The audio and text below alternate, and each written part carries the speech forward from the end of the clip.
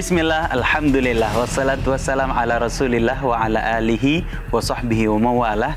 Pemirsa yang dirahmati Allah Subhanahu wa ta'ala, dari kisah Nabi Allah Ayyub ini kita belajar bahwa seberat apapun ujian yang kita hadapi, seberat apapun cobaan yang kita lalui, sebesar apapun penderitaan yang kita alami, bahwa ada sesuatu yang Allah Subhanahu wa ta'ala simpan atas kesabaran kita. Ada sesuatu yang Allah Subhanahu wa ta'ala gantikan atas apa yang kita kehilangan daripadanya. Ada sesuatu yang Allah Subhanahu wa ta'ala akan bayar atas segala penderitaan yang kita alami. Dalam firman-Nya yang dikutip oleh Allah Subhanahu wa ta'ala dalam surat As-Sad ayat 43 dan 44, wa wahabna lahu wa ahlahu wa mislahum ma'ahum rahmatan minna wa dzikra liulil albab. Dan kami hadiahkan kepada Nabi Allah Ayyub atas kesabarannya, atas daya tahannya, atas usahanya menghadapi beratnya ujian yang diberikan Allah Subhanahu wa ta'ala. Bayangkan kehilangan anak, kehilangan harta, dijauhi orang-orang sekitar. Bagaimana tidak berat ujian yang dialami oleh Nabi Allah Ayyub, tapi ujian itu dibayar, diganti oleh Allah Subhanahu wa ta'ala dengan nikmat yang jauh lebih besar di sisi Allah Subhanahu wa ta'ala. Teringat firman Allah dalam sebuah hadis qudsi, wa man taraka li ajli a'taituhu fawqal mazid. Barang siapa yang meninggalkan sesuatu karenaku, maka aku akan ganti dengan sesuatu yang jauh lebih indah di sisi Allah Subhanahu wa ta'ala. Wa mislahum ma'ahum rahmatan minna.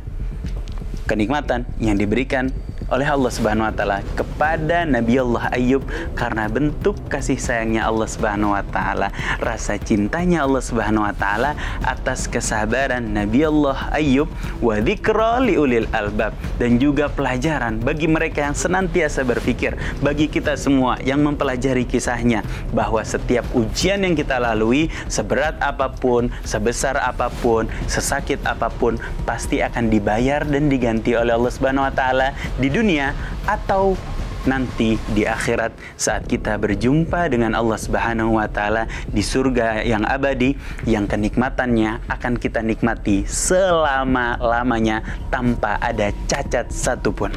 Wa khudh biyadika dirsan fadrib bihi wala tahnas.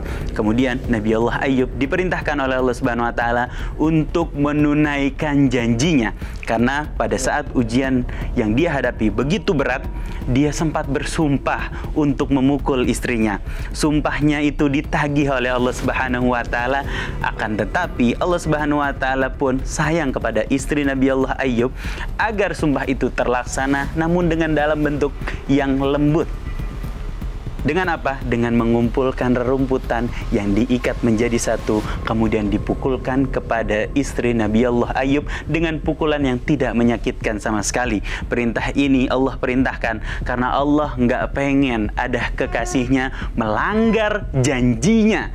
Karena Nabi Allah Ayyub sempat berjanji akan memukul istrinya, tapi Allah juga sayang sama istri Nabi Allah Ayyub, istri yang menemani penderitaan, yang menguatkan Nabi Ayyub menghadapi masa-masa sulit Nabi Ayyub alaihi salam.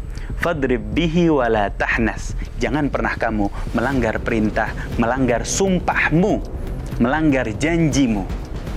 Inna wajadnahu sabira. Sesungguhnya kami mendapati Nabi Allah Ayyub merupakan seseorang yang sabar. Kita sama-sama pernah bahas bahwa sabar adalah sabar dalam menjalani perintah Allah dan sabar untuk tidak melanggar apa yang dilarang oleh Allah Subhanahu wa ta'ala. Sabar menjalani kewajibannya kepada Allah Subhanahu wa ta'ala dan sabar untuk tidak bermaksiat kepada Allah Subhanahu wa ta'ala. Dan Nabi Ayyub dalam ujian yang besarnya berhasil membuktikan kesabarannya karena Allah Subhanahu wa ta'ala. Sebesar apapun ujian, dia tetap menjadi hamba yang bertakwa kepada Allah Subhanahu wa ta'ala. Ni'mal abdu innahu awwab.